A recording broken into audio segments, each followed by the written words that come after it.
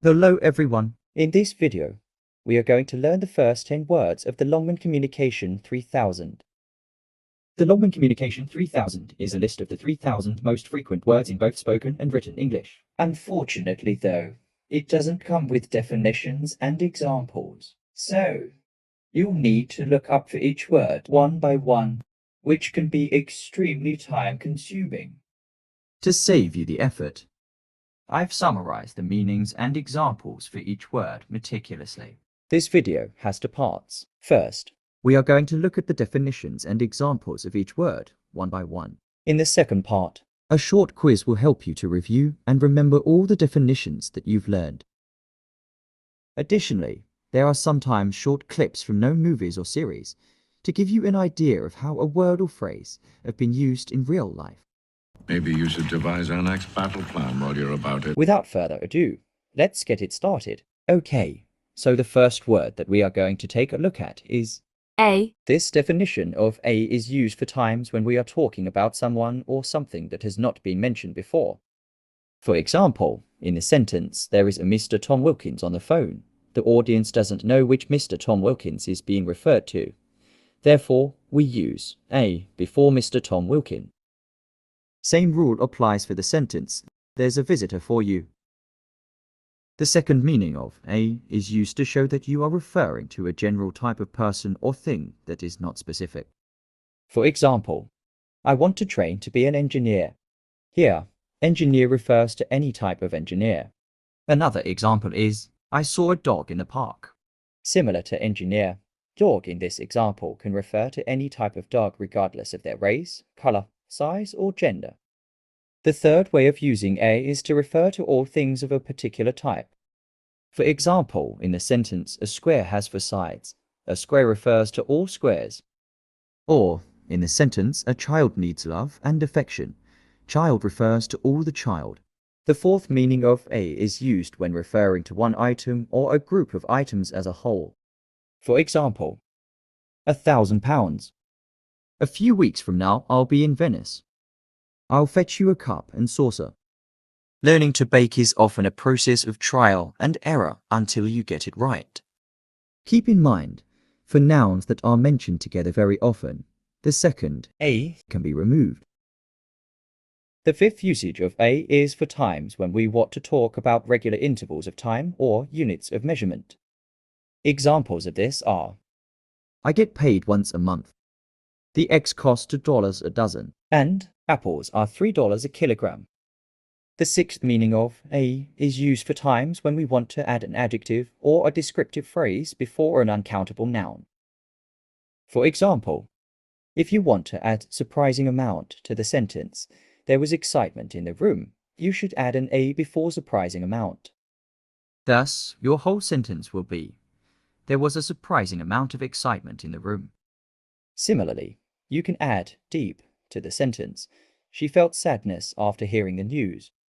However, you need to use a before sadness because sadness is an uncountable noun.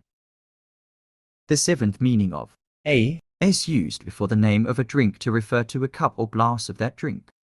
For example, can I get you a coffee? She went to the bar and ordered a beer. The eighth and last meaning of a is used before a name to mean someone or something that has the same qualities as another person or thing. For example, back then, he was considered to be a new Steve Jobs. The next word in the Longman Communication 3000 is Abandon. This word has one meaning as an adverb, one as an idiom, and one as a noun. The first meaning of abandon as a verb is used when we are talking about leaving somebody or something behind, especially somebody or something we are responsible for or they are valuable for us. For example, the baby had been abandoned by its mother. We have been abandoned to our fate. And Chernobyl disaster forced many people to abandon their belongings behind.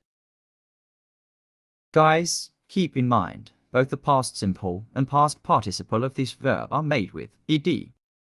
The idiom that is made with abandon is, abandon yourself to something. This idiom means to lose yourself to an emotion because it is so strong that you cannot resist it. In other words, to fully immerse yourself in your emotions. Keep in mind this idiom is often used in literary or expressive writing. For example, she abandoned herself to grief. James abandoned himself to joy as he saw his family. Abandon also has a meaning as a noun. If someone does something with abandon, they behave in a careless or uncontrolled way, without thinking or caring about what they are doing.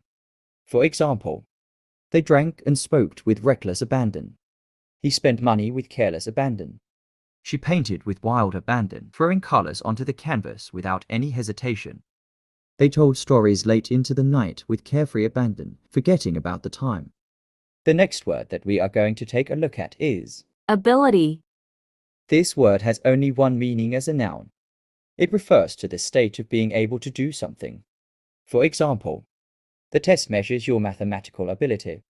I admire his ability to listen. Keep in mind, don't say I admire his ability of listening. This is because ability is followed by to, not ing. The last example is alcoholism can result in an inability to remember. The next word is able, able is an adjective, which means having the ability to do something. For example, an illness left her barely able to walk. Are you really willing unable to do what is necessary to improve your English? Most of the students are unable to put the effort to expand their vocabulary. She is disabled and uses a wheelchair. Keep in mind, disabled only refers to a condition where someone has a physical or mental impairment that limits their abilities. The last word of today's video is about, about has two meanings as a preposition, two as a phrase, and three as an adverb. The first meaning of about as a preposition is used when we are talking about a subject related to somebody or something.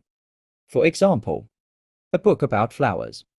Leadership is all about getting your team to cooperate. The next meaning of about as a preposition is more common in British English. However, it is still understandable in American English.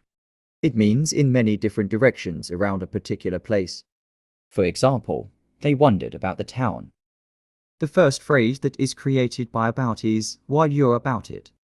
This is a common phrase, however, it is mostly used in a spoken language. It is used to tell someone to do something while they're doing something else because it would be easier to do both things at the same time. For example, go and see what's the sound in the kitchen, and while you are about it, bring me a glass of water. And get that rose, put it among the relics. And while you're about it, move all the relics out. The second phrase created by about is, that's about it. You use this phrase to tell someone that there is nothing more to discuss, and you have already said everything that you wanted. For example, if someone asks you, is there anything else? You can say, no, that's about it.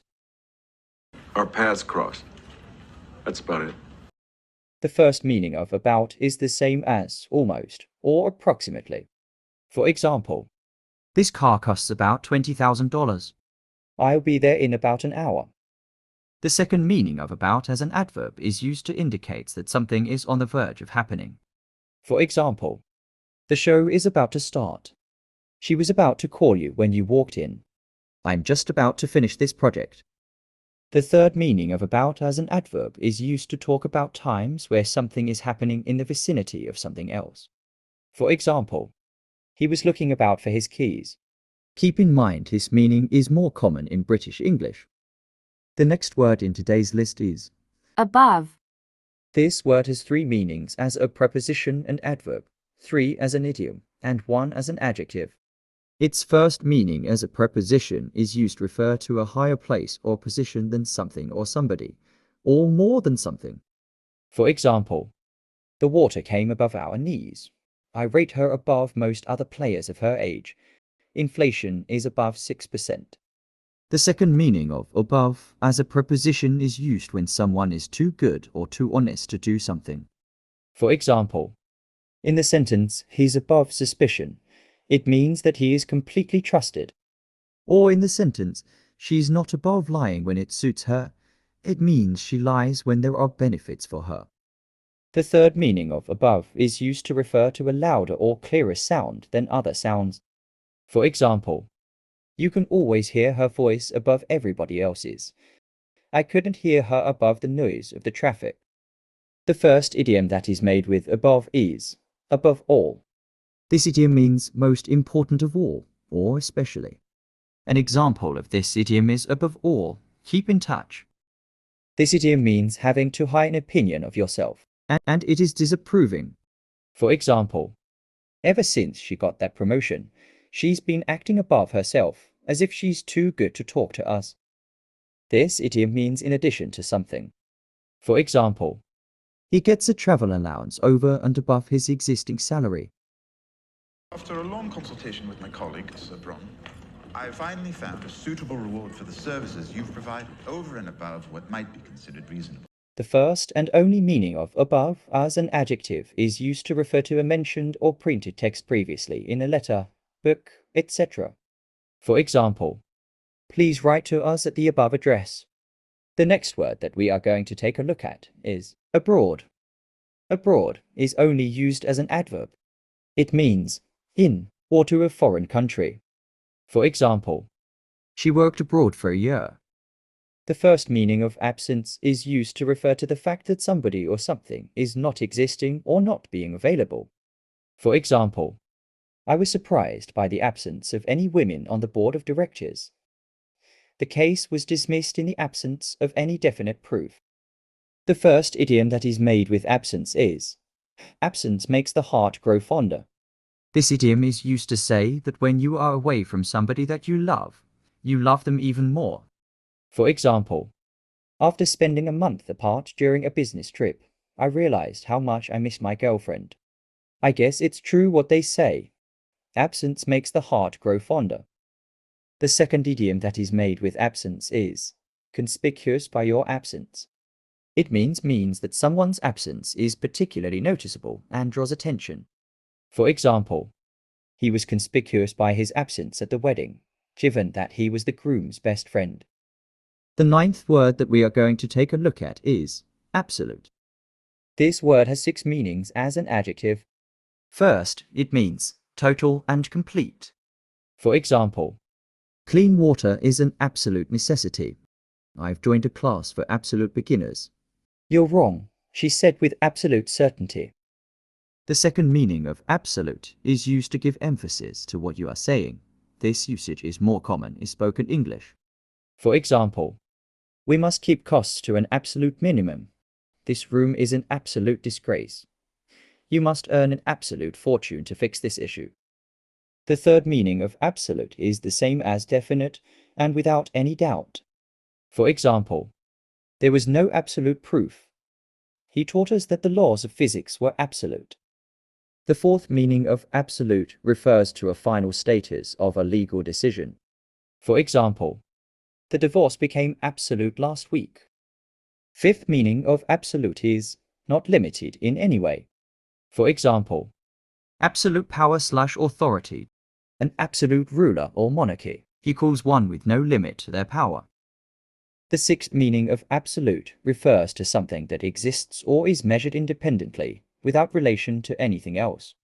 For example, although prices are falling in absolute terms, energy is still expensive. Beauty cannot be measured by any absolute standard. The 10th word in Longman Communication 3000 is absolutely. This word has 3 meanings as an adverb. First, it means completely. For example, you're absolutely right. He made it absolutely clear that he is not going to help us. The second meaning of absolutely is used to emphasize. For example, can we leave a little early? Absolutely. Was it any good? No, absolutely not. Third meaning of absolutely is independently. For example, white-collar crime increased both absolutely and in comparison with other categories. White-collar crime is generally non-violent in nature and includes public corruption, healthcare fraud, mortgage fraud, securities fraud, and money laundering, to name a few. Now, let's test what you've learned so far.